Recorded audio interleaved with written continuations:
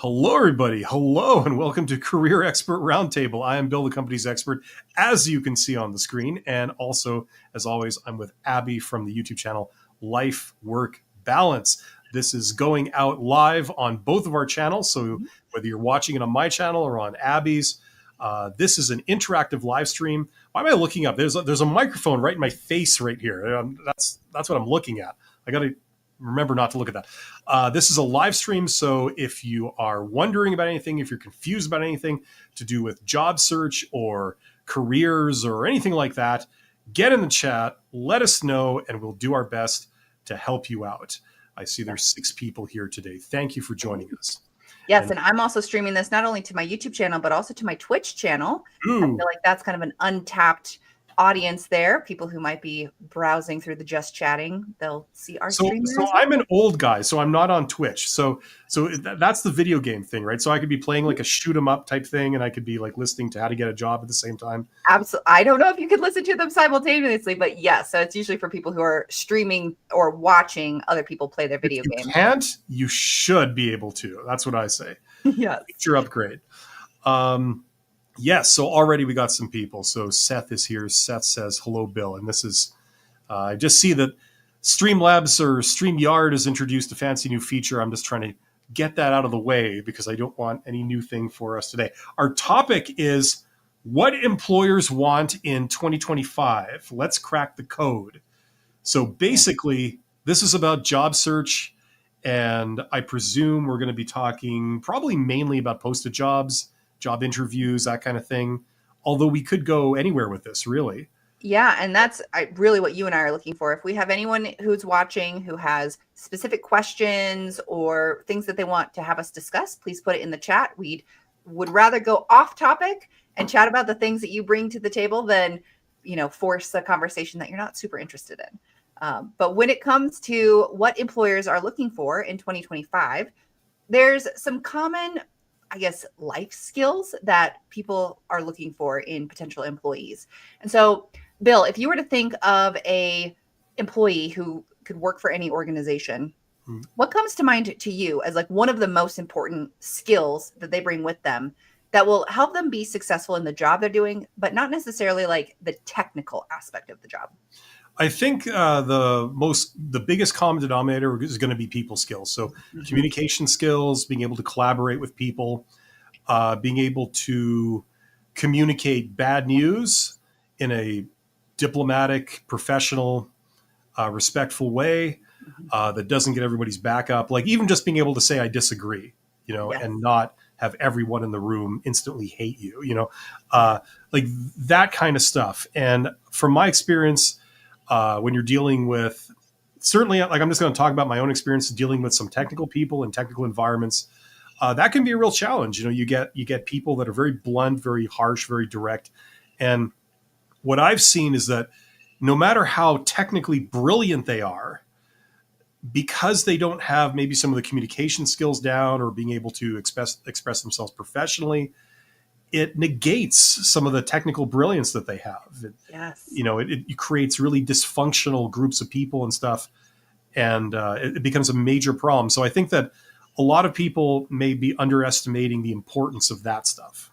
Absolutely. Well, and Seth put in the chat being approachable and pleasant. I think that is another really important aspect of working with other people.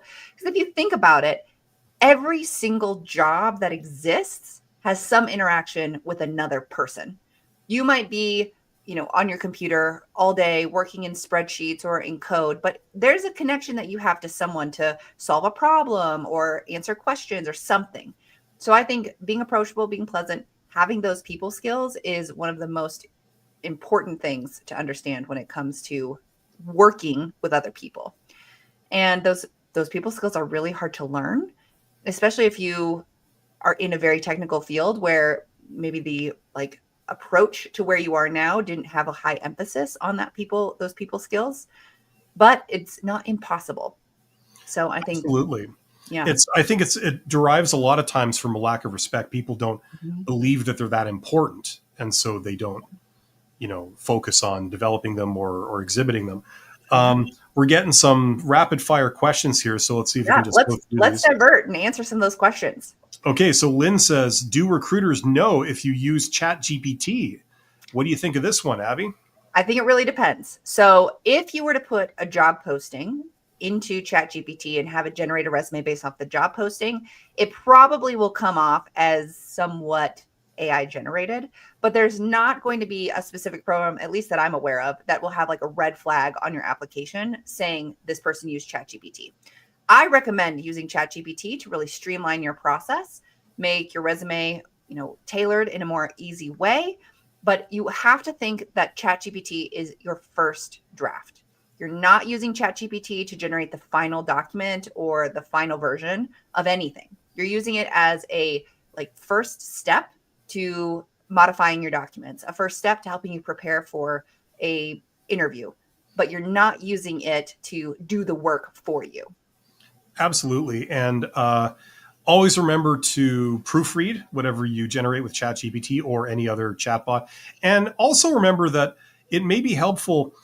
You can put in commands that talk about the style, like, write this in the style of, or, like if it's I don't know, you've got a strong background in finance or something, and this is going to go for the role of a bank manager or something. So you could say, write it in the style of, a senior finance manager or someone like that.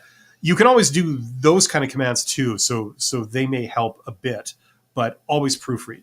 Yes. And when you think about people using ChatGPT to cheat the system, I saw this or read this in an article about how teachers are using things within their prompts to know if students are using ChatGPT to write their papers for them.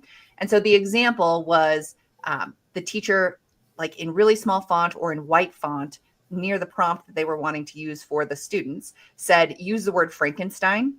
And then when they would read through the document, if it used the word Frankenstein, then that would let them know that it was an AI generated response.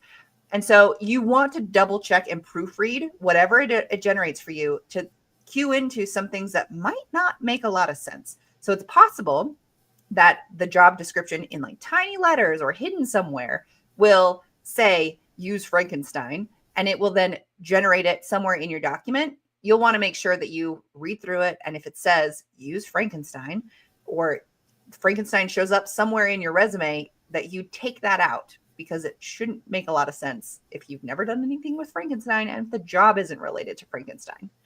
Yeah, so just make sure you proofread it. We got one here from Joseph. How do I best prepare for a panel interview? Ooh, this is a good one. And I'm going to go to my YouTube channel really quick, because I just posted a video on panel interviews today. So I'm going to find the link for that. But in general, when it comes to preparing for a panel interview, prepare for it like you would any other interview. I think the one thing that would be different, and Bill, you can let me know if you agree or disagree.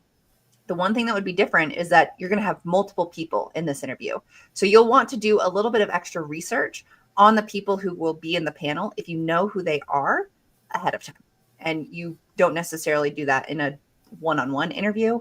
I still think you should do the research, but you're just not going to have to do as much as you would if you had a panel interview. Yeah, it's really the same thing as talking to somebody one-on-one. They're going to be asking the same questions. It's just that multiple people are conducting the same thing instead of one person conducting it. There's no material difference.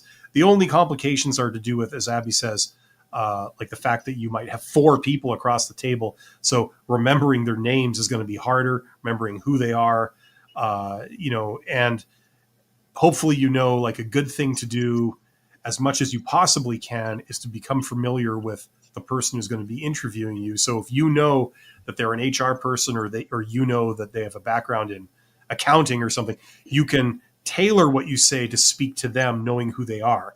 If they're the owner of the company, you might speak to them in a different way than if you spoke to a recruiter. So it's more to memorize, it's more to do research on. But other than that, it's basically the same thing, right? So don't sweat it. If you can do an interview with a single person, you can do an interview with a panel. Yep. That's usually how it works. Yep.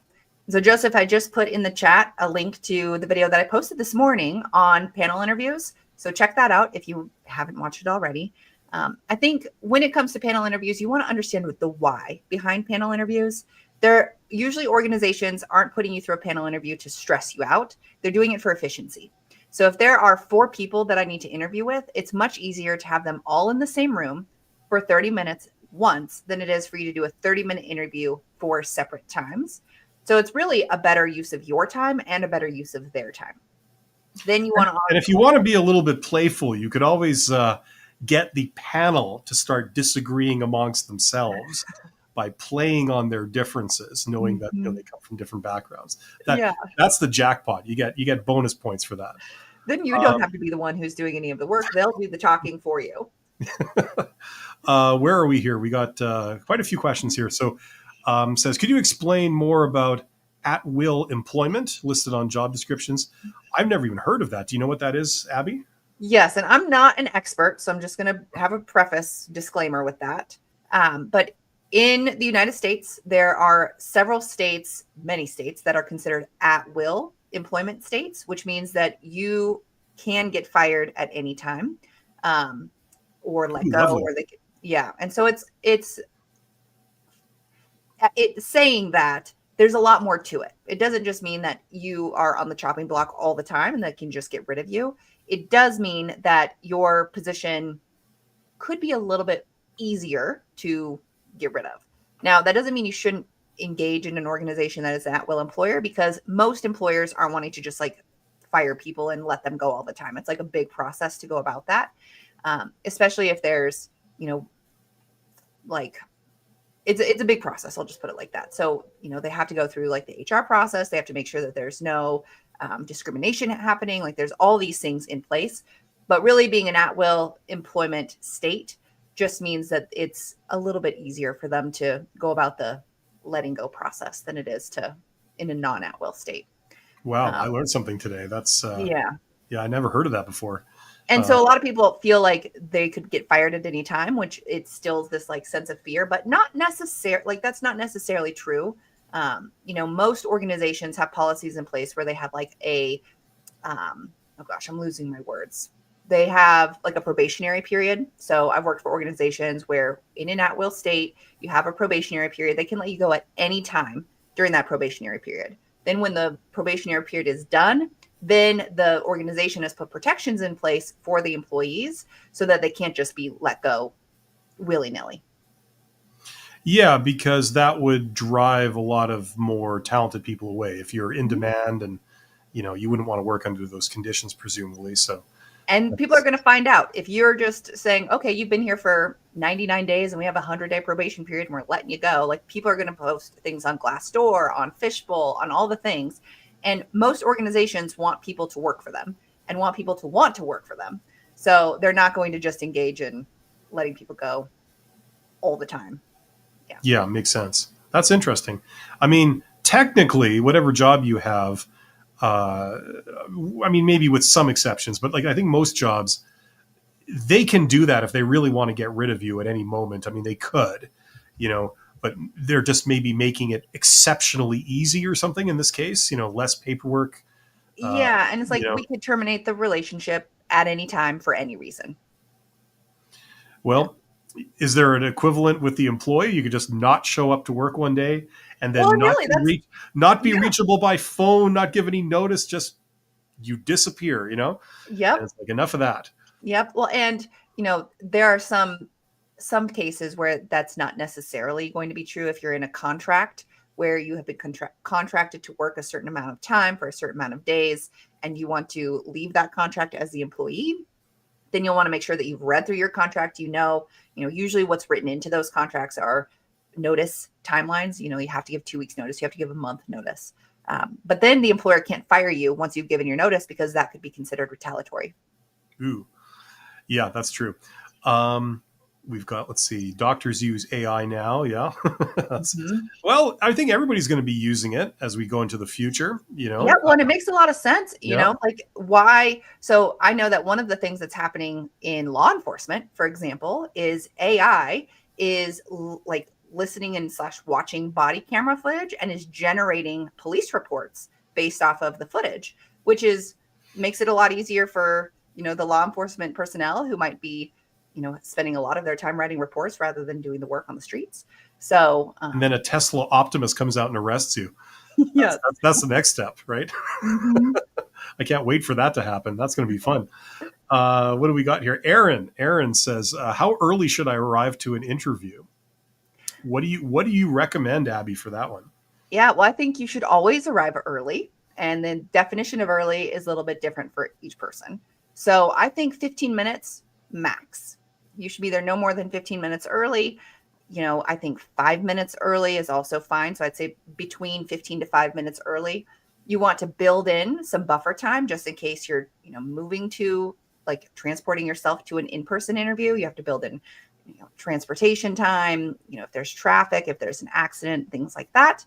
If it's a video or virtual interview, 5 minutes. There's no need to be sitting in your waiting room in Zoom for 15 minutes. But what that extra time does give you is that buffer to figure out technology problems, to test your microphone, to test your video. When you get in person, you have 5 minutes to kind of like take a deep breath at least. Make sure you have all the things that you want to do. Review your notes if you've brought them. So 15 minutes to 5 minutes is what I recommend.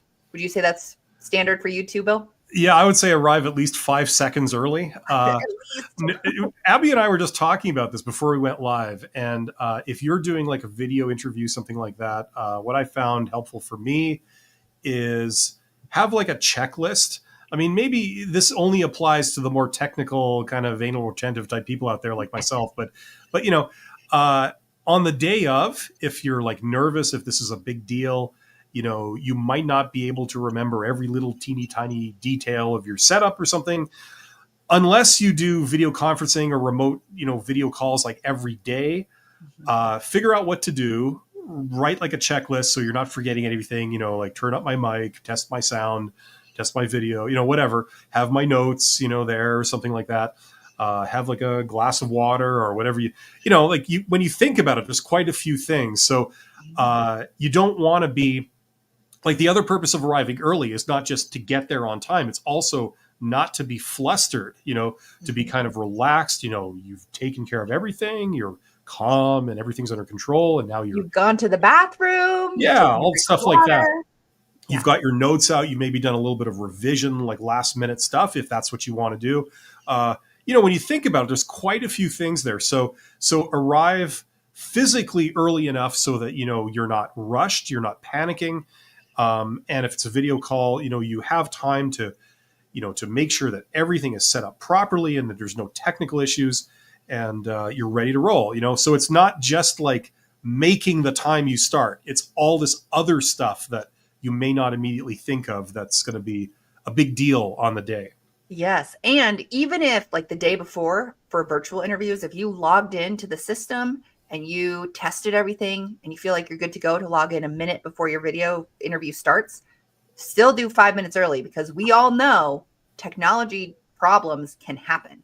Maybe your internet is suddenly not working very well and you have to transition to your phone or use a different computer because your other one isn't charged, or it's not, like, there are things that can happen. So give yourself a buffer, regardless of what type of interview you're having, to get organized, get situated, and then take a deep breath before you begin. So I am going to totally go off on a tangent, but it is related to this question. Okay.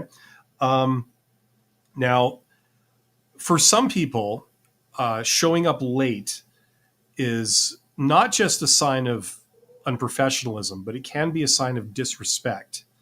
Okay. If two people agree, like, okay, we're going to meet on, Wednesday at 4 p.m. And, the one person says, okay, I'll be there, kind of thing. And then, Wednesday at 4 p.m. comes and goes. The other person isn't there. They kind of show up at 4:15, right? The other person just sitting alone in a room waiting, like feeling like they're not important. The other person didn't feel that it was important enough for them to show up on time and honor their agreement.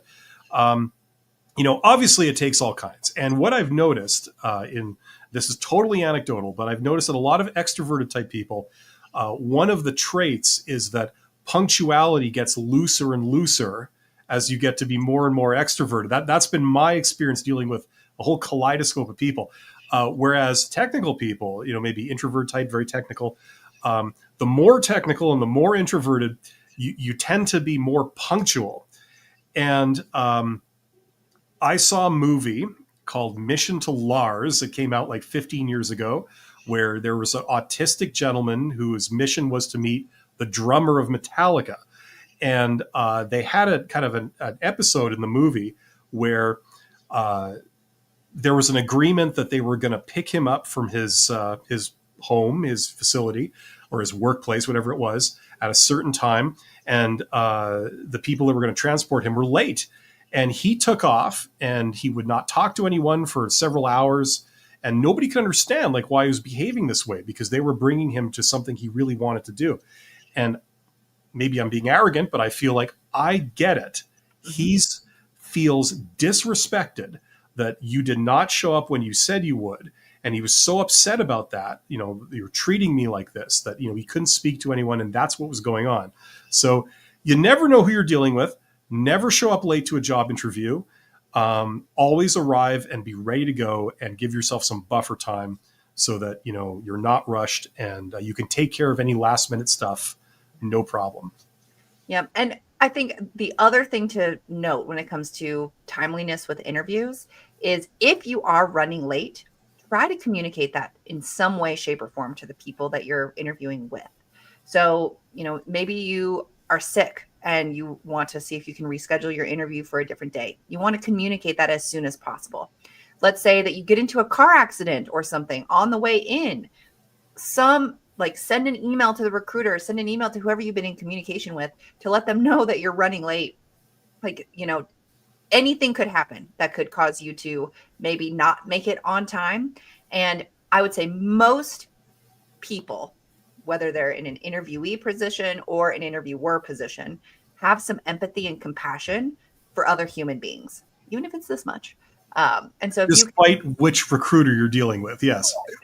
And so, you know, it's one of those things where things happen, and if you can communicate that, you know, like things are going to happen if you get the job, where maybe your boss is going to be late to a meeting or something like that. And so we have to have some level of understanding. But as a best practice, we should try to be between 15 minutes to 5 minutes early. Yeah. And if you are late, like Abby said, personally, I prefer like texting. You could just say, my apologies, I've been detained, you know, ETA 10 minutes, something like that. Yeah. That really helps people. Okay. So let's see, where are we here? Because we've got this thing moving here. Yep. It looks like Seth, right below Joseph's response, put a question. Yep. Why do they drag on the hiring process for so long when applying to jobs at corporations and unions? Policy, bureaucracy, all the things could just be causing it to drag on. I found that it really depends on the hiring manager and the recruiter who are working on it and how quickly they're wanting to get the position filled. I've also worked with the federal government here in the United States, and it can take 3 months for the hiring process to even begin. So it's just based off of the organization. And I would say, don't take it personally and don't wait on anything. You are in control of how many jobs you apply to, all the interviews that you can prepare for, not necessarily if you're going to get interviews, but that kind of is also along the lines of how you prepare and apply for jobs. Don't wait for an organization. Even if you feel like it's your dream organization and the dream job, it will come through if it's meant to be. And if you wait for it, then there are lots of other opportunities you could miss out on, and you still might not even get the job. So they could drag on the hiring process. It's probably not personal, but don't wait on them. Absolutely. I agree with that wholeheartedly. Never stop and wait for the phone to ring. Always be moving forward for like a variety of reasons. Yep. And I mean, maybe they were really quick with the hiring process, and then someone got sick on their team and they needed to divert their attention from the hiring process to try to cover someone who was out, or, maybe a emergency happened with a client and they need, there are so many things that could happen that could drag on this process. Don't take it personally, but don't wait on them. Absolutely. Seth also says, if they fire you in an at-will state, you can possibly still get unemployment. Yep. Because if you've been let go from a job, then you may be in a place where you need to take advantage of those benefits. So you can still potentially be eligible for unemployment. Yep. Tex says, is it okay to apply to multiple jobs at the same company? What do What you do you think think? of that one, Abby? I would say, well, I mean, it's okay. You can do it, but it depends on if those jobs, it goes to multiple recruiters or it goes to the same recruiter, or you know.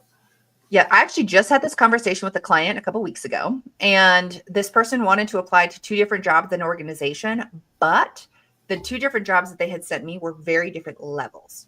Hmm. And so if I were a recruiter and I was looking at, a applicant's profile and saw that they applied to these different jobs and one was much lower level than another job, I would be a little bit confused. So you want to make sure that if you're going to be applying to jobs at the same organization, that they're the same types of jobs with the same types of qualifications. If I'm applying to a job that requires just a high school diploma and no years of experience, and I'm also applying to a job at the same organization that requires a master's degree and 6 years of experience, that's going to be confusing for whoever's looking at that. And they're going to be suspicious. Do you really have the qualifications for this? And then if so, why are you applying to this entry level position? You're probably going to want to move on. Like there's a lot of assumptions that will go into this. So yes, it is 100% okay to apply to multiple jobs at the same company, but you want to make sure that you're applying to jobs that you're qualified for, not overqualified or underqualified for, because that paper trail is going to cause some confusion. Yeah, like it's an interesting idea, and it's hard to generalize because, like like Abby just said, there can be different situations. Like if you're applying for jobs at two different levels, right? It could be two different divisions. Like maybe they're at the same level, but maybe the subject matter of the job like is quite different. Mm-hmm. So, you know, here's the thing I think is that like we can talk a lot about like how a recruiter would perceive this, and that's what we've been doing, and it would come across in a very negative light because one of the things that they don't want to perceive is that you're desperate in any way, and if you apply for like a whole bunch of wildly different jobs, that can be the impression you make. Like you'll just take anything, like anything you got, any job that I just need money or something, I'll do anything, and that may be how it's perceived. But sometimes I think that thinking, unfortunately, goes a little too far because there's legitimate cases for, you know, you might not know what you want to do with your life. You might be qualified to work at a certain level, but maybe you've been there and you really don't like it. Whereas maybe previously you had a job down here and you actually really enjoyed it. And so you're thinking, depending what is available to me, I may choose to go down a notch because not only can I do the job, but I'm comfortable there and I don't really have any strong ambitions to climb the ladder. But of course you can't communicate any of that to the recruiters that are like observing what you're doing. Yeah. So it can be complicated. And if you have, you know, extenuating, mitigating circumstances like that, that would be where I would say maybe try going the networking route also, so you can have one-on-one conversations with people, and then if they like you and they want to persist with it, you have the opportunity to explain your situation to them, and then they'd be much more sympathetic to Yeah. say like, well, we have an opening here and we've got an opening here, but it might make sense, to put you in here if that's something you want to pursue. We could pursue that. Like it would be like we all know that things don't always fit into a nice little neat little box, and some people just don't know what they want to do. They might be qualified for various different things, um, you know, and it would be a shame for someone to reject you outright when it's not actually a bad situation or like a fraudulent kind of thing going on. It's legitimate. So if that's the case, I would say consider going the networking route, and then you can explain your particular situation, and it won't get misconstrued and eliminated out of hand. Yep. And I would say, with my experience with recruiting, you can usually, what you do as a recruiter, again, from my perspective, you have the jobs that you're responsible for, and then you go into each job and you can see candidates from there. And if you want to dive deeper into each candidate, then you can see what other jobs they've applied to if you dig a little bit. So it's not going to be like a glaringly obvious thing of like this person applied to a VP position and an assistant position. It's not going to be like that glaringly obvious on the like initial outset of looking at someone's profile or their application package. But there's probably going to be some things that could alert them to that. So applying to multiple jobs at the same organization makes a lot of sense, especially if they're the same job. Like a lot of organizations might have an administrative assistant and they could have 15 administrative assistant positions in their entire organization. Maybe you need to apply to each one to be considered for each of those positions. That would be no questions asked, makes a lot of sense. But if you are applying to an administrative assistant position and a VP position, that's where it gets a little bit dicey. Yeah, and just to expand again on kind of what I was saying, it's like if your situation is more like typical, like you're following a standard career path, and there aren't a lot of abnormalities or quirks in your situation or your background, then yeah, like go this route. Go I don't know what you call it, Abby, this sort of official hiring process where you go through recruiters, you apply to posted jobs. But if you have sort of a more particular, more customized situation, maybe you're changing careers, maybe you've got a large work gap, or maybe, you honestly don't know what you want to do. You have skills in a couple of different disparate areas, and you could potentially pursue any of those and go off in different directions. Um, any sort of custom or more complex situation where it doesn't fit into a nice, box, I would say try the networking route, because then people won't judge you based on these kind of superficialities. Mm-hmm. It depends on your situation. Yeah, and networking takes a lot more effort, it feels like, but it really has much higher payoff in the long term Yes. because you can really overcome a lot of the initial barriers that you might experience if you're just applying blindly online. So consider spending some time on the front end, identifying recruiters, identifying HR contacts, identifying hiring managers who are within certain departments, within certain organizations, and connecting with them directly. And while you might have initially a low conversion rate, so to speak, when you do connect with someone and you get that human to human contact rather than just being a resume on a screen, that can really help you get through the door much quicker than if you were just submitting applications online. Yes, I agree. Someone says, what should a person who is neurodiverse consider in the interview process?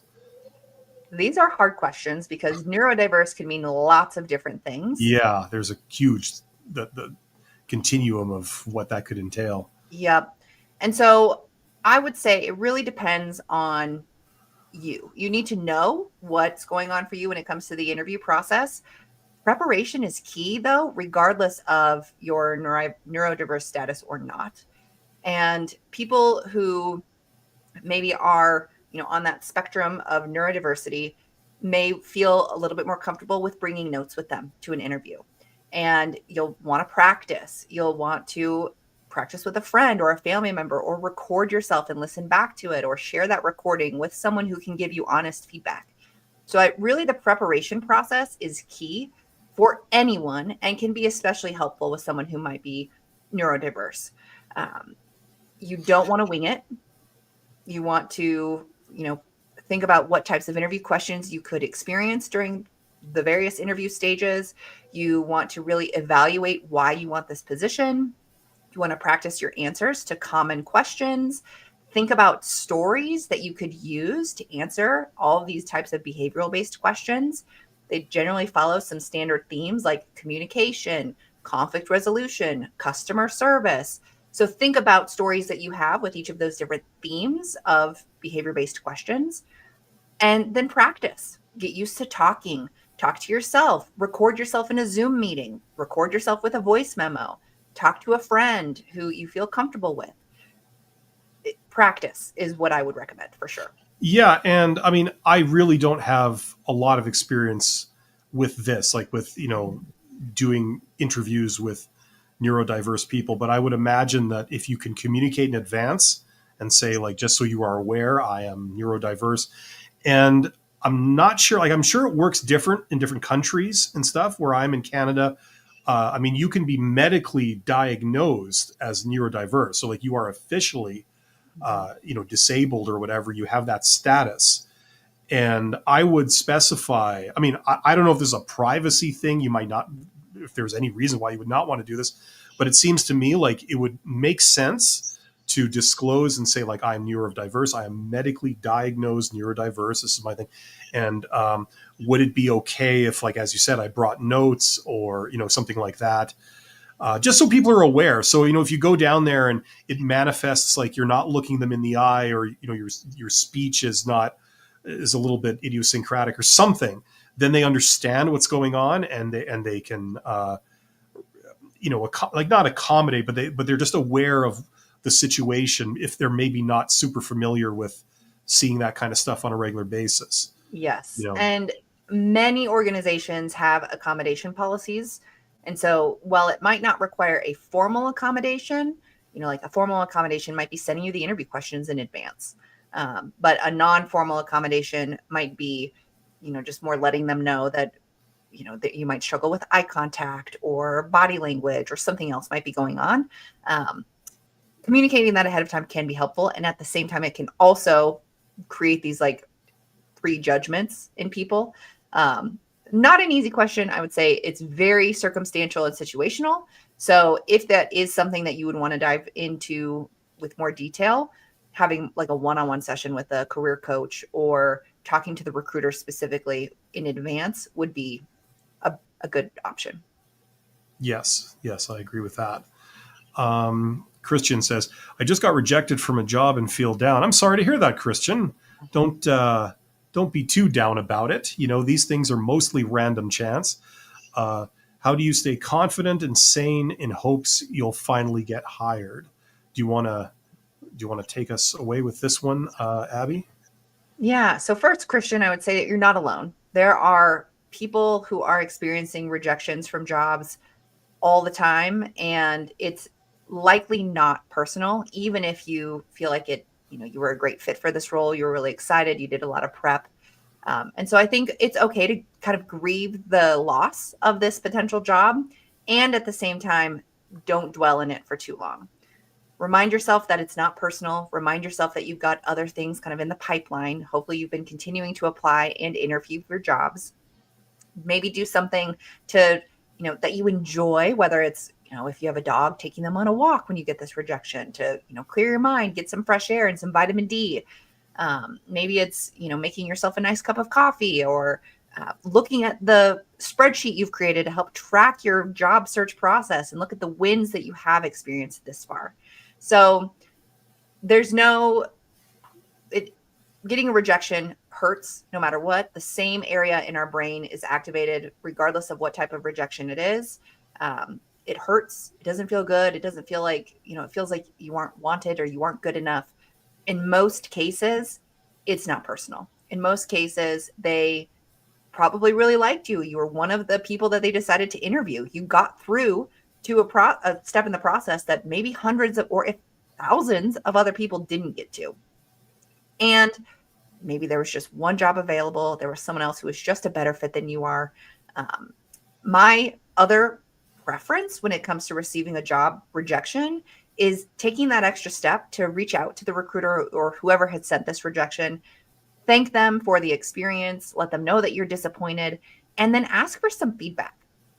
Is there any feedback you can give me on my interview style or my interview technique? What could have made me a better fit for this role? And they might not get back to you, or they might provide you with some really insightful nuggets of information that you can then use to make your interview process or preparation better for the next role that you interview for. You never want to burn a bridge. You don't want to, not responding to a rejection email is normal. So not responding is fine, but you don't want to send an email back and, light them up with how upset you are about the situation, because maybe the person they've decided to move forward with falls through and they come back to you and actually offer you the job. So don't burn the bridges. And at the same time, recognize that this is normal. It's a part of the process. It sucks. And something else is out there. Yes. Christian, you are an awesome human being. You are highly employable. You're highly valuable, even though it doesn't feel like it right now. I know this is going to sound silly, but they made a music video back in the 90s or something. I think there was a band called Blind Melon. Anybody remember that? This is got a little bit after my time. And they had like one big hit. They were like, it was like a one hit wonder. And I believe their song was called No Rain, something like that, something to do with rain. Go watch that video, because as silly as this is, it really sums up the situation that you're probably in right now. In fact, I can guarantee you're in. There's nothing wrong with you. This process has more to do with the employer than it does with you, because when you think about it, you go down to one job interview and you're the same person, you give the same answers to questions more or less. You look the same, you talk the same, you act the same, you basically say the same thing. One company or one organization rejects you outright. They may not even give you an interview. You go to another organization, you do a job interview, and they welcome you in with open arms. You're the person they've been waiting to come along. They hire you on the spot, and it's a beautiful relationship thereafter. You haven't changed.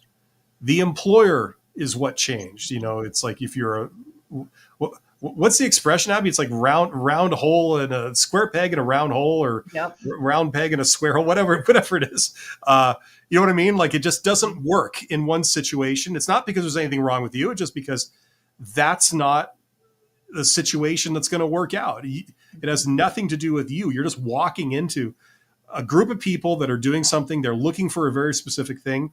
And I mean, you could be Albert Einstein, but if they're not looking for Albert Einstein, they're looking for, I don't know, Hulk Hogan or something. I mean, it's you're not going to fit the bill. You go somewhere else where they're looking for Hulk Hogan or whatever, and you're like, the perfect candidate.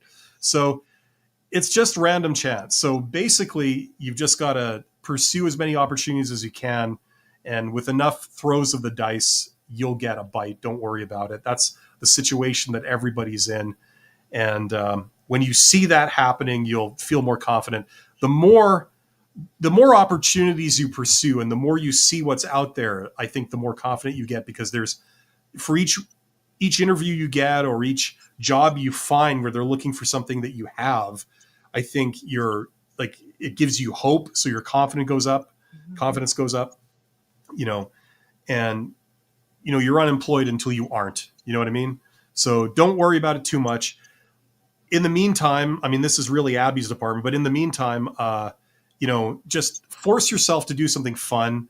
Go turn up the temperature in your home if you can. Eat some good food if you can. Get a good night's sleep. Next day, like tomorrow, you'll feel a bit better. You know what I mean? And just do your best. That's all you're going to do. This will end at some point, usually sooner than you think. And don't worry about it too much. Okay, you're going to be fine. And I just posted in the chat as well a video that I posted on my YouTube channel a couple of weeks ago about rejection and why job rejections feel so personal, and how it starts to feel like it's defining your sense of worth. And I think I've got some tips in that on how you can handle that rejection, things that you can do. It's not easy. It feels bad. That voice starts to say, like, I'm not good enough. Nobody wants you. Like, that's what starts to happen. So you got to find out ways to silence that voice and focus on the good. There was actually a research study that was done years ago. It was a meta-analysis of multiple different studies, and it identified that there are 5 positive things that have to happen in your life to outweigh the impact of one negative thing. So this one negative rejection is going to require some positive experiences to get you back up to where you were before. So do some of those things intentionally. Do the things that you like to do. Like Bill was saying, get a good night's rest. Maybe you watch a TV show that you really enjoy. Maybe you eat some really good food. Maybe you go on a walk outside. Usually physical activity in the sunshine is things that can really boost your mood and your energy. So I recommend those. Maybe it's having a conversation with a friend. Maybe it's, doing an activity that you really enjoy. So take some time to evaluate what those things are. Gratitude journals and reflection on the things that have gone well so far is another great way to kind of boost those positive feelings, and know you're not alone. Yeah, you're in a situation that pretty much everyone finds themselves in. when playing this game. That's just the way it works, Mhm. So it comes with the territory. You know what I mean? Yes. Everybody's going to get rejected. Everybody's going to be in that place. So don't Yeah. worry about it too much. And best of luck to you.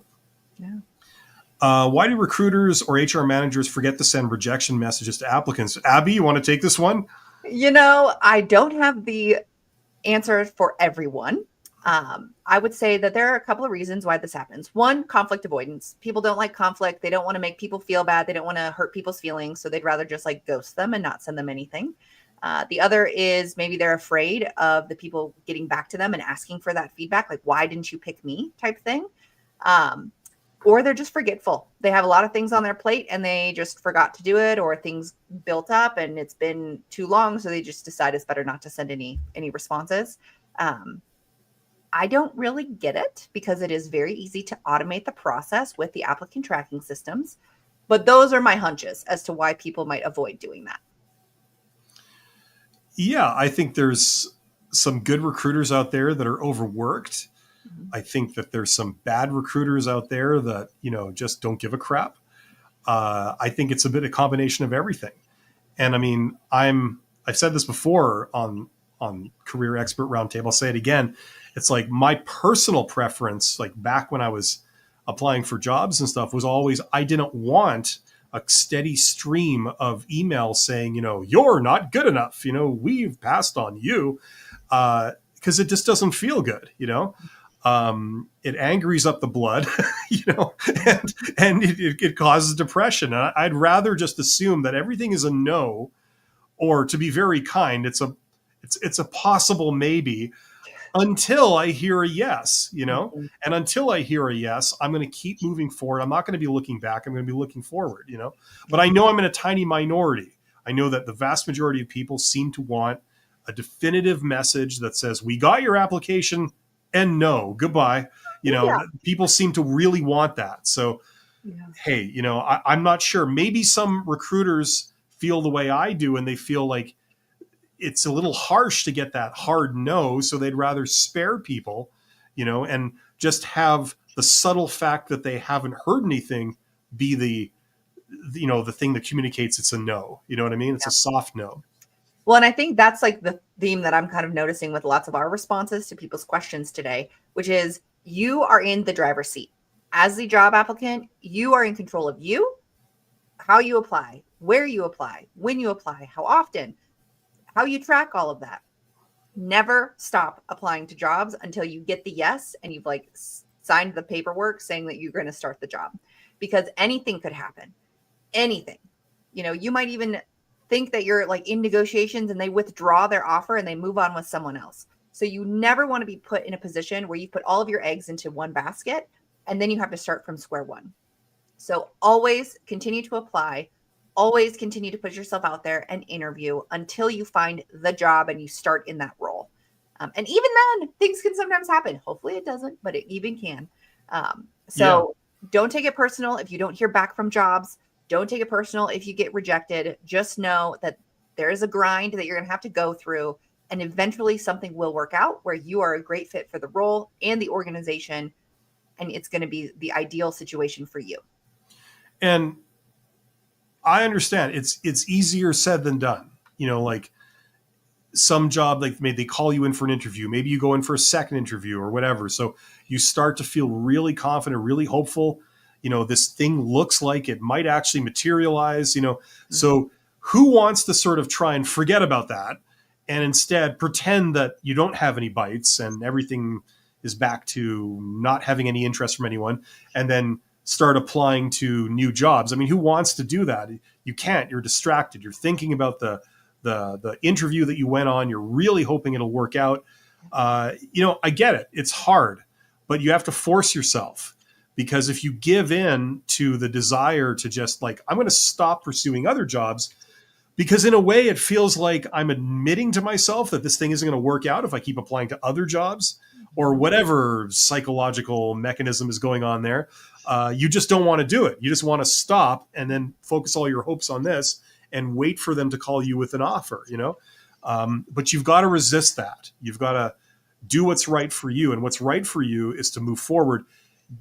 let's hope this thing works out. In which case, see if you can get another offer or another option.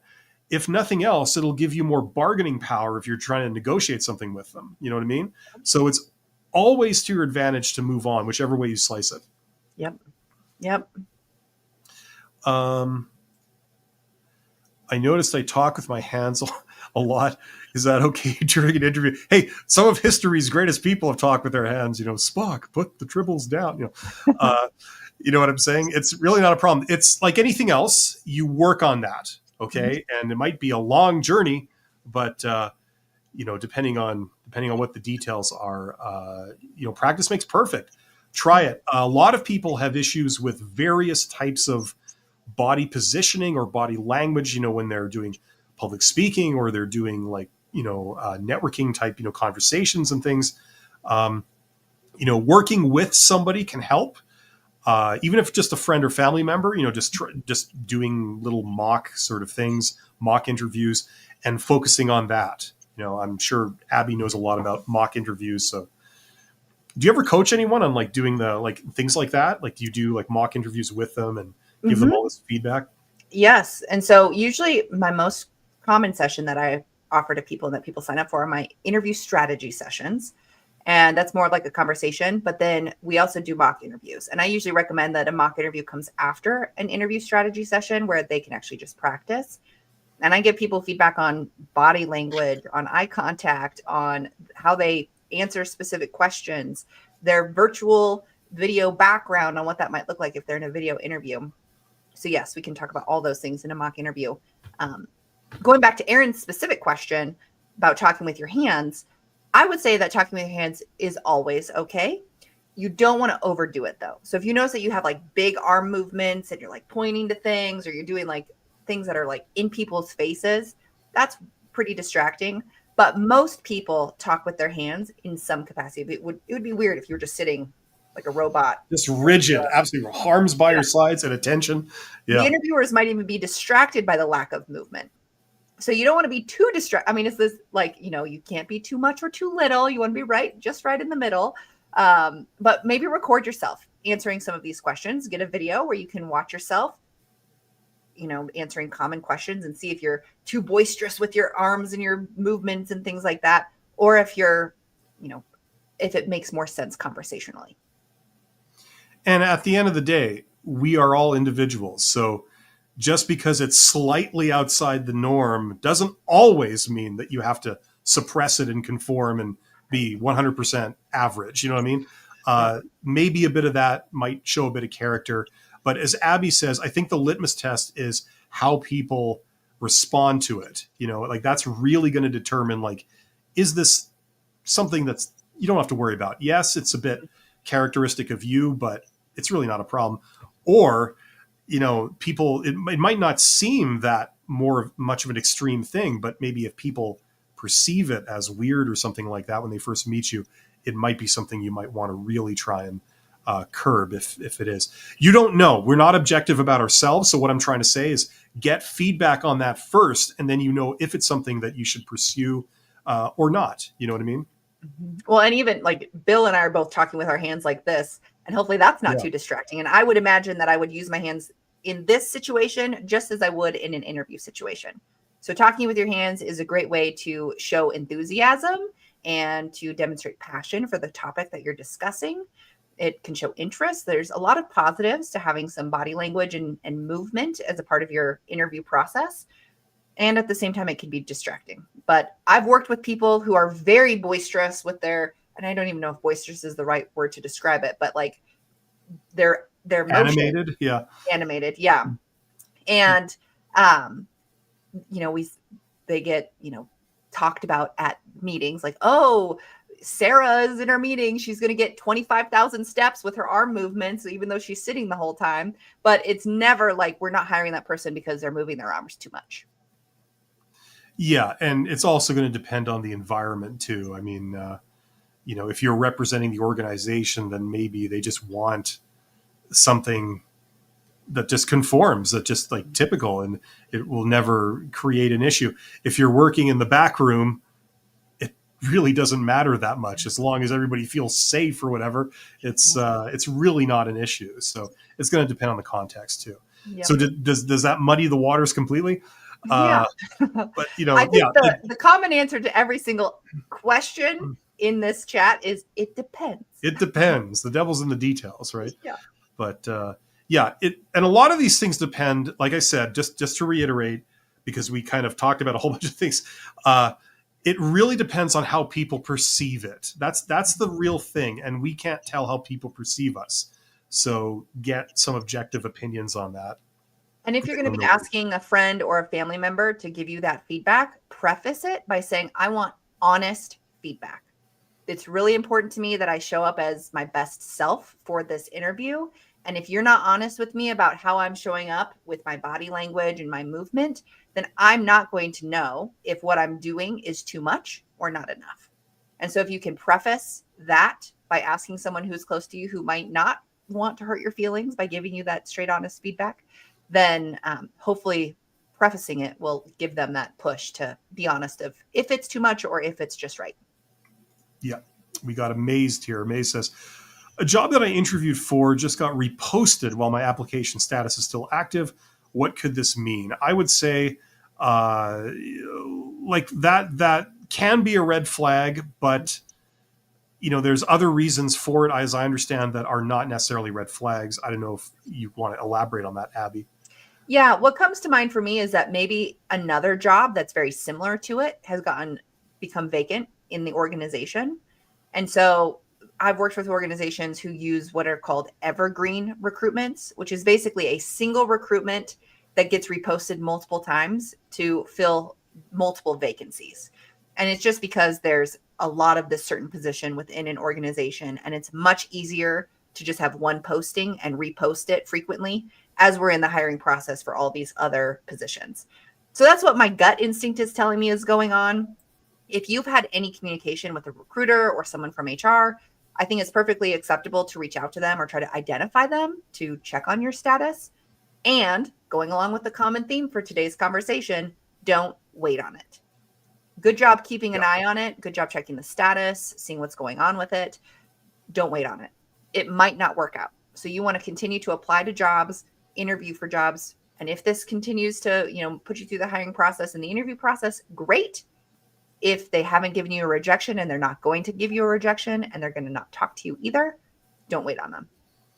Yeah, and like we've talked about this topic before. I mean, there's also the situation where a recruiter just maybe they're overworked or maybe they forgot or something, they're disorganized and they forgot to remove the posting, or they weren't able to remove it, or it just doesn't make any sense from their perspective to remove it. After the position has been filled. So, there could be a whole bunch of different things going on there. There's no way, I think, to know for sure. So just move on. Yep. We got a few more here. Why do some companies post their job listings primarily on social media platforms like Instagram instead of more widely known websites such as Indeed, Monster, Handshake, and LinkedIn?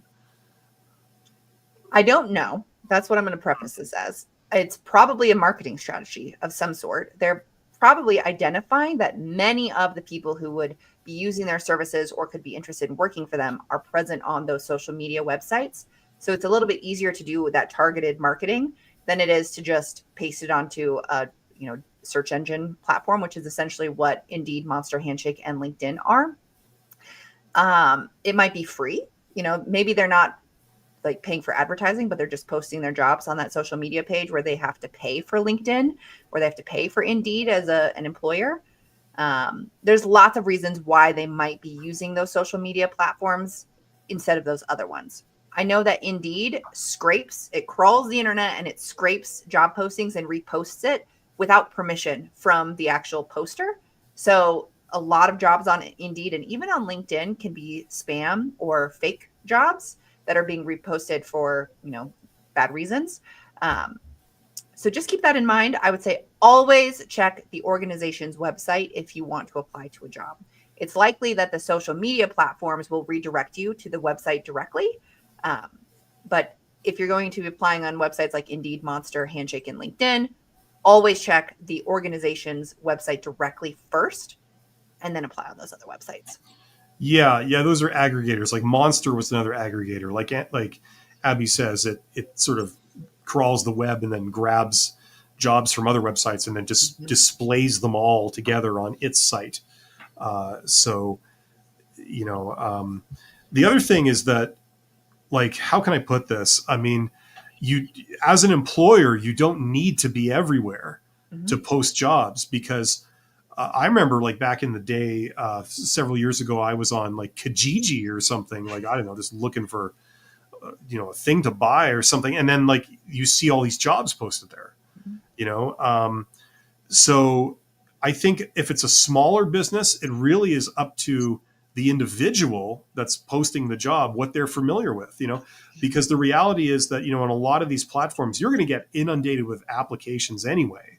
So it's like, pick one, it really doesn't matter. And if you're familiar with like one social networking platform, but less so another, like some people are much more familiar with Instagram than they are with LinkedIn. You know what I mean?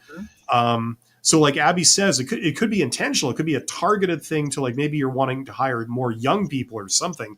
So you'd post your job on Instagram, or maybe it's like a graphic arts type, or design type job, very visual kind of thing. So it might make sense to a degree to post it on Instagram, where it's very visual. It's all about pictures.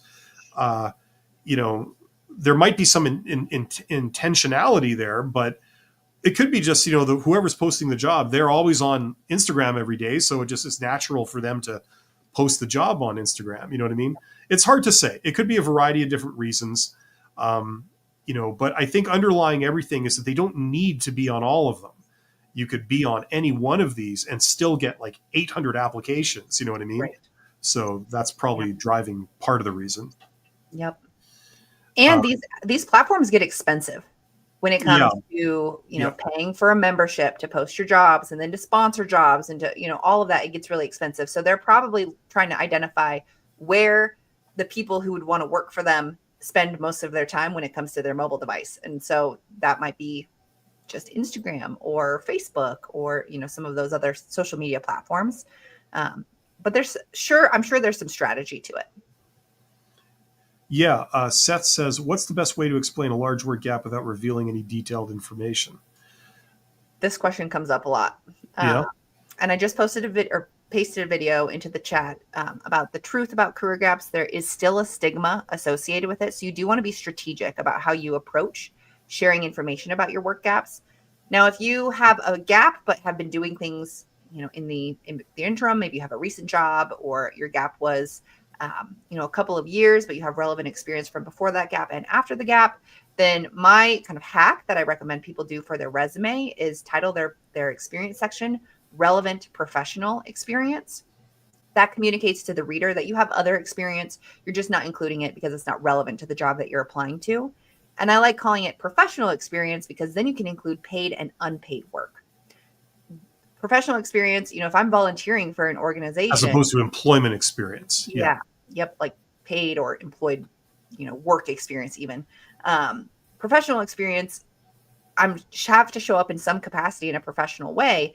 If I'm volunteering with an animal shelter or a church or a nonprofit, like there's lots of ways that you show up in a professional way that can also translate to this new organization that you're applying to. So that's my first recommendation, is use relevant professional experience as your experience section header. Then it kind of depends from there. It depends on how much information you want to share. It depends on if you feel like you can kind of quantify that gap and how it was relevant to the job that you're applying to. Did you travel? Did you get life experience? Did you get certifications or trainings? How did you better yourself during this gap? That might be a time where you can explain it during a cover letter, or you don't even bring it up and you just see if they bring it up. I've seen some things where, people mention that applicant tracking systems see if there's a gap and they, put people out if there is a gap or if it looks like they don't have experience in a certain time frame. I don't think you should worry about that at this point, unless you're noticing consistently that your applications aren't getting you any interviews. And in that case, it could be your resume, it could be your application process, it could be your strategy, a bunch of different things could go into that. But I would say your cover letter, if you choose to share anything about your gap, the cover letter is probably the best place for that. And then if not, hold it until it's brought up directly during the interview process. What do you think, Bill? Yeah, I agree. I mean, it depends on it depends on the details. Obviously, I mean, if this is like a really big deal that's killing all of your opportunities because they see this giant work gap and it, in their opinion, it looks suspicious or something. For me, the greatest like equalizer for all these types of issues are networking. If you talk to a hiring manager, you talk to an executive, they like you, they see you know your stuff, they see you're professional, they see you're charismatic, they see you're enthusiastic. They don't give a crap about a work app. They don't care about if you're changing careers because they've just had a demonstration of the value you can bring them, and that sort of is the name of the game. Yeah. Work apps. The reason why it's a problem is because I think it's the perception and it's the assumptions, like the stereotypes that people read into them. Like a work app could mean absolutely nothing, but it's the uncertainty. My understanding is how recruiters regard it. It's based on this perception of like, well, all we know is that nobody was hiring this person for like 3 years. Now we don't know why. Now we asked them, they gave us a reason, but do we really know that that's the truth? We don't know. So we're going to classify this candidate as a high risk candidate because there could be a red flag. We don't know.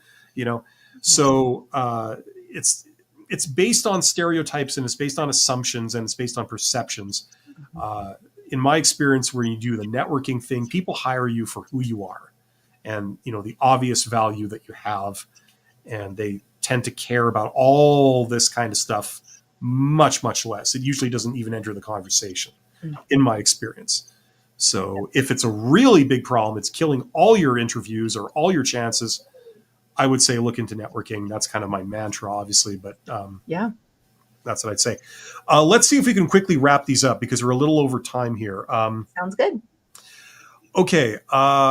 Let's see here. Aaron, how soon after an interview should I reach out to a hiring manager about status? I would say about 3 days. Mhm. But the last question you should ask in a job interview, in my opinion, should be, where do we go from here? And then you'll have an idea of when they might know, or if they're going to contact you, or if you're expected to check a website or something.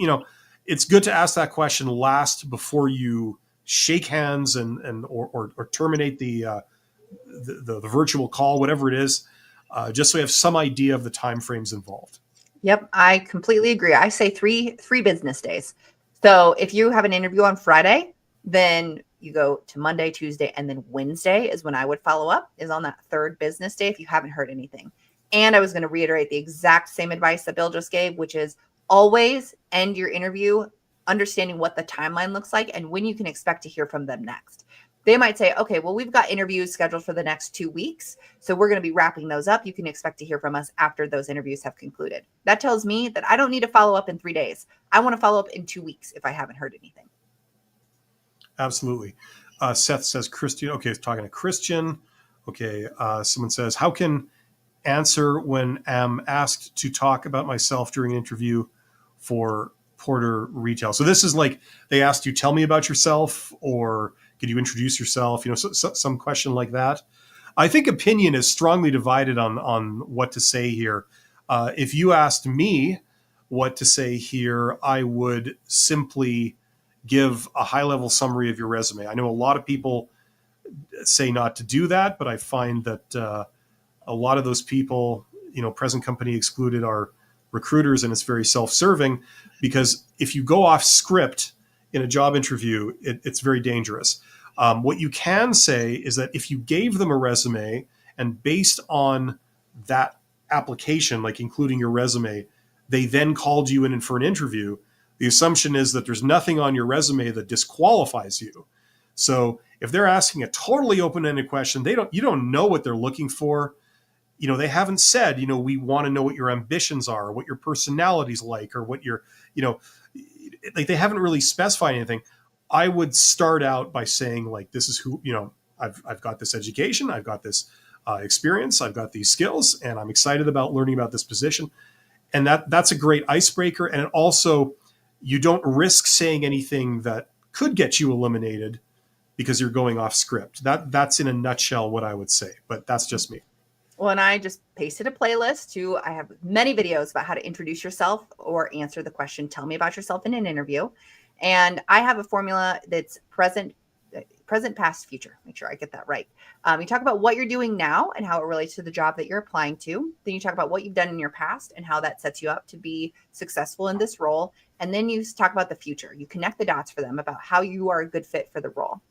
When I think about these types of responses to tell me about yourself or talk about yourself in an interview, you want to make the information you're sharing relevant to the person who's listening and enjoyable to hear.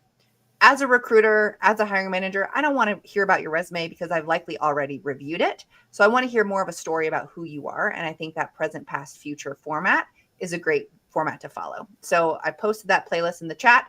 Check that out if you haven't already. Asha says, hi, I've cracked my interview with your tips from your last session. I received the offer. Thank you so much. Congratulations. Woo! Way to go. Congrats. That's so exciting. Yeah. You deserve, I'm sure you're quite relieved, and you deserve to feel every bit of that feeling right now. So congratulations. And thank you for coming back and letting us know. That's very gracious of you. Christian says, thank you for the thoughts, Bill and Abby. Well, thank you for being here, Christian. And you had quite a few intelligent questions there. So thank you.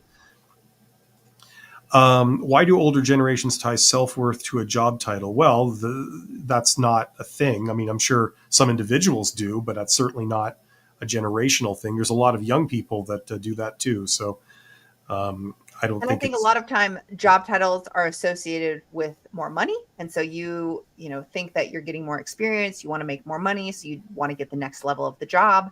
And I think it's very typical. Our lives revolve around work.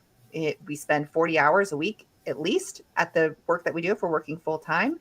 And then you add in all of the time that we're spending commuting to and from the jobs or, extra meetings, all of that. So our worlds revolve around our work in most cases, which is unfortunate in my opinion, but normal. People do that. And so it makes sense as to why we might tie our sense of self-worth to how we're growing within an organization and what we're getting out of that relationship. I don't know why that's the case, but I would, I think it comes down to we want to feel valued, and the best, I guess, place to define value for a job is what you're getting paid and what your job title is. That demonstrates a sense of importance. And so I think that's why people draw that connection. What's your opinion on the importance of video quality for work meetings and interviews, blurred or regular background? For me, regular background, but I don't think it matters that much. I think people can do what they want here, and we don't have to analyze it to the nth degree. As long as they can see you, hear you, and nothing looks weird, then I think it's fine. Yep. And I think for work meetings, it's a little less relevant because you've gotten the job, all of that. They might be able to give you some standards that they expect, they as in your employers expect for your backgrounds. I'd say in most cases, you want it to be a relatively non-distracting background. That's where blurred backgrounds become distracting for me, is because I've seen people wearing large earrings, or they wear a shirt that gets blurred out as well. And then they're just a floating head. Their earrings, if they're larger, get blurred in and out. And so I'm more focused on what's blurring versus not blurring. So I am with Bill. I recommend having a non-blurred background. And at the same time, you want to make sure it's not too distracting. You don't want it to be in your bedroom where they can see your unmade bed with piles of clothes. You don't want it to be in a busy coffee shop. Wild party going on behind you, perpetually. Yes. Yeah. You don't want them to see if you're sitting in your car doing an interview. So that's where a blurred background might be a good option too. So it's situational. It depends. And at the same time, I would say my preference and my standards that I recommend is don't blur your background. But at the same time, make sure you're in a place that is not distracting. There's not a lot of movement. There's not a lot of extra sounds.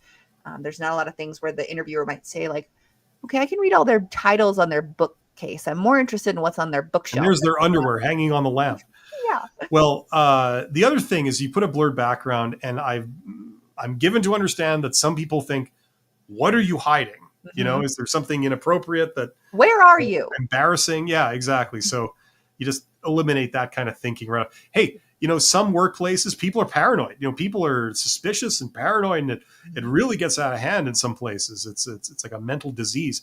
So you would not want to have presumably a blurred background in that climate of opinion. So other than that, I think I agree with Abby. Okay, where are we here? We got a couple more. They still keep coming. We spoke about the psychological round and so on last time. I just did honest answer. I did an honest answer. Hopefully I perform well in the job. Yes. Fingers crossed for you. Yeah, hopefully you weren't a little too honest, because depends what you're going to be honest about. You know what I'm saying? Sometimes we have to be a little diplomatic, shall we say. How valuable are certifications are when it comes to job requirements? If they say preferred or required, what are the differences? If it's required, it's required. So minimum qualifications are the things that you must have to meet the minimum qualifications to move forward in the process. Preferred qualifications are nice to haves. What the recruiters will do is they're going to analyze everyone who has preferred qualifications and rank people based on who has the most. So if I have the most preferred qualifications, I'm going to be at the top of the pile. And if I have the least preferred qualifications, I'm going to be at the bottom of the pile. But everyone in that pile meets the minimum qualifications. So if it's a requirement, you must have it. If it's preferred, it's nice to have, but it boosts your chances if you do have it. That's interesting. That's a really good point there. I had a recruiter tell me that I didn't get the job, but she said I was referred as a top candidate and wanted me to send her my resume again for an alternate position. Is that a good sign? Yeah, I would say it is.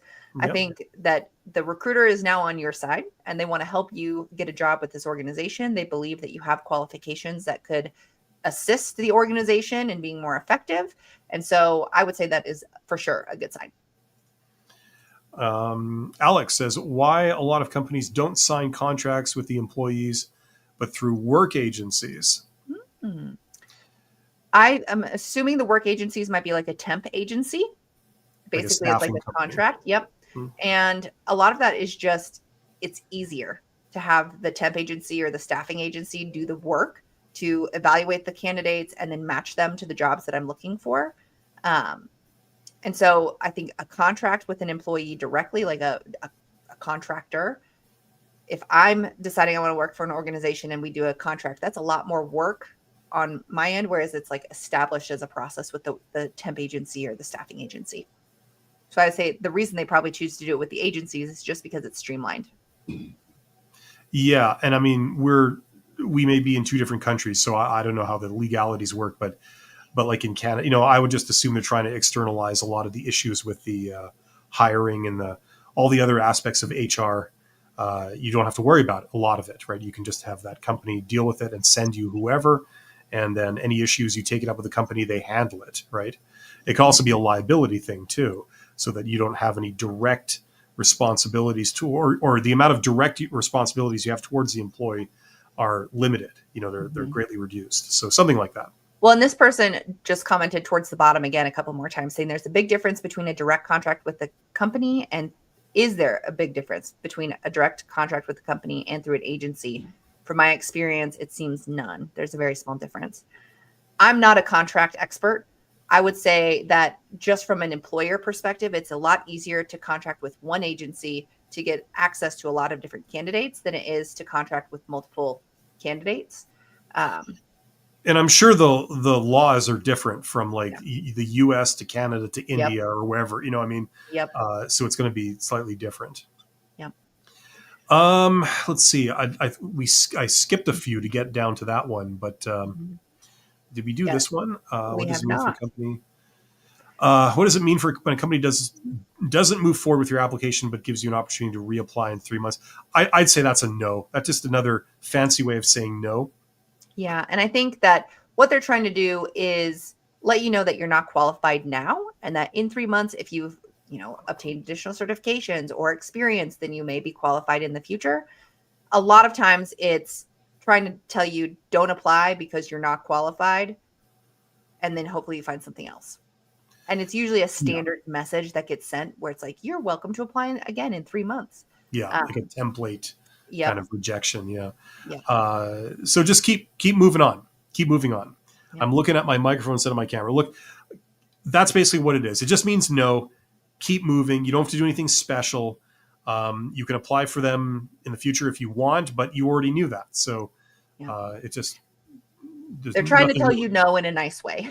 Yeah, exactly. Well, it's an attempt at doing it in a nice way. Yes.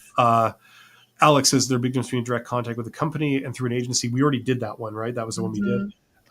Yep. Very small difference. And finally, greetings from Raleigh. Is that Raleigh. you say Raleigh?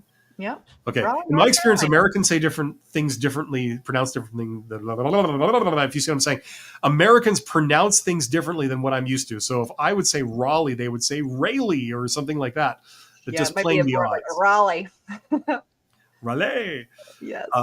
Anyway, we've reached the end of the questions. Thank you to the people who participated. There are 52 people here right now. Wow. You guys are awesome. I think this was great. Really kept us on a sharp pace here, trying to get through all these questions. So thank you to everybody, and for everybody who attended. You guys are awesome. We're going to be back in 2 weeks from today. We have another one of these scheduled, and that will be episode number 20, where we'll do this again. And and come back if we can help you at all. If you are watching this on my channel, I recommend that you check out Abby's channel. Her channel, I'll see if I can put that back on the screen, is called Life Work Balance. So there is a link to it in the description box if you're watching this on my channel. Yes, and if you're watching on my channel, check out Bill's channel as well.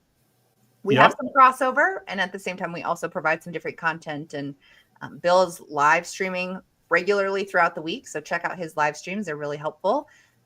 Gives you a sense of community and support system as well. Yeah, and I like doing these because Abby and I we have slightly different perspectives. We come from different areas. Abby's a recruiter. Abby's also a career coach who works also with companies in HR and has a lot of sort of background skills, especially on the sort of psychology, mental health kind of side of things. So I think that's really interesting. You can speak to a lot of that aspect of job search, which, I mean, it's a big part of job search, people's mental health and, trying to read into all these signals that they're getting and I was rejected and what does that mean and what should I do? It's a really big part of it. It's as much a part of it as like how to answer interview questions and stuff like that, and I mean, I never worked as a recruiter. I've been a hiring manager. I've been an executive, and I sort of talk more about sort of the networking side of things, getting a job when you're not necessarily going for posted jobs, or if you are, you're going about it sort of an indirect way where you're not sort of playing by the rules of the system and talking to HR people. You're talking to people outside the HR system, which might appear underhanded a little, but it's actually pretty damn effective. So yeah. One, there's like the hidden job market, which is that, 70 to 80% of jobs aren't posted. And if they are posted, it's for a very short period of time because there's already someone who's in mind. So take advantage of building your network. It is a relatively easy process once you get into it. But it does take time to establish that network. You don't want to go in with a big ask from the beginning. You want to build that relationship, build some rapport, talk to some people, get them on your side, get them to want to help you before you make that big ask of help me get a job. Absolutely. Yeah. And the implications of what Abby just said is that all the jobs you see out there when you do searches for where are the jobs? What could I apply to? Everything you're seeing there, that's something like 20% of the jobs that are actually out there. Mm-hmm. Okay. So you're only seeing the tip of the iceberg. The rest of the iceberg is in this thing called the hidden job market. And I encourage everyone to do your own research, learn about the hidden job market, learn about networking. It is to your advantage, not just for job search, but beyond job search, even in your career, knowing this stuff really opens doors and stuff like that for you. So there you go. And the best time to start networking is now. Absolutely. Absolutely. I like that format. The best time to start is now. Yeah. It's like they had some ads and stuff in the 80s when I was younger. I saw those, and that's where I remember that line from. Yes. I think it was the perfect time to enroll is now. That's what's stuck in my mind. Yeah. Yes. They're advertising some career thing. Anyway, thanks everybody. You guys are awesome. We'll see you soon. Take care. Bye, everyone.